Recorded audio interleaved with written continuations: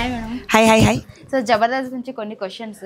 Yes. అంటే మిమ్మల్ని పిలిచినప్పుడు మీరు ఎలా ఫీల్ అయ్యారు? జడ్జిగా సంతోషంగా ఉంది, ఎందుకంటే ఫస్ట్ ఎక్సా జబర్దస్త్లో స్టార్ట్ అయ్యాను, తర్వాత అప్పుడు నుంచి ఇక్కడ జబర్దస్త్కి వచ్చాను.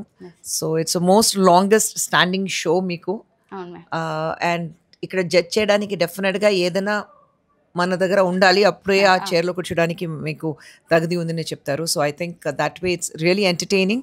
అండ్ కామెడీ అంతా ఎప్పుడైనా ఎంటర్టైనింగ్గా ఉంటుంది. మీరు అంటే నార్మల్గా జబర్దస్త్కి రాకముందు అసలు జబర్దస్త్ చూసారా? రోజా గారు ఉన్నప్పుడు నేను చూసాను. ఇన్ని రోజుల నుంచి అన్ని టీమ్స్ చూస్తున్నారు కదా, ఇందులో మీ ఫేవరెట్ టీం ఎవరో ఏదైనా? ఆటో రామ్ ప్రసాద్.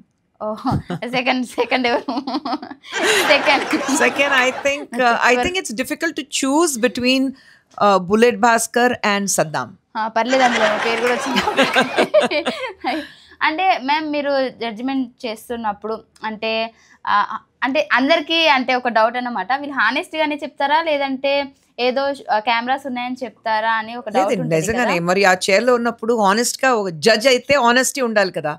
జడ్జ్ అయిపోయిన తర్వాత నేను కావాలంటే ఒక జడ్జ్మెంట్ ఇవ్వాలని కాదు, డెఫినెట్గా ఖచ్చితంగా ఎవరు తెలుసుకోవాలి అది కాదు, ఎవరైనా పర్ఫార్మెన్స్ బాగుంది అది మనసులో పెట్టుకుని మేము judges we give the points. అంటే అదే కామెంట్స్ కూడా వస్తుంటాయి, వీళ్ళు హానెస్ట్ గానే నవ్వుతారా లేదంటే యాక్ట్ చేస్తారా అని చెప్పేసి. నిజంగా మేము కామెడీ చేస్తుంటే మీకు నవ్వొస్తుంది? ఏమండి, నా ఇంట్లో తమిళనాడులో చూస్తే మా ఆయన ద బిగ్గెస్ట్ ఎంటర్టైనర్ డైరెక్టర్ అండి. మరి ఆయన కామెడీకి ఫేమస్గా ఉన్నారు.